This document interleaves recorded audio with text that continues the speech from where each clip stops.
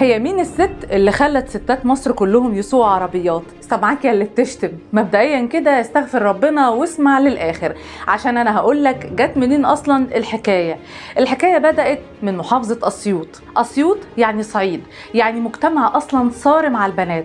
لكن عباسيه ما كانتش زي اي بنت. عباسيه هي اسمها كده، عباسيه احمد فرغلي. كان ليها وضع تاني، بنت متدلعة لكنها مثقفة ومتعلمة تعليم عالي. عباسية وهي صغيرة كانت منبهرة بالعربية اللي كان بيستخدمها والدها، اللي كان واحد من أكبر رجال الأعمال الوطنيين وقتها. كانت بتركب معاه بتلف وبتتفرج على الناس وهي مبسوطة. وفي يوم قالت لأخوها أنا نفسي أسوق العربية لوحدي. أخوها قال لها بس كده وعلمها عادي جدا، ما أنا قلت لك كان ليها وضع مختلف ومن عيلة غنية جدا.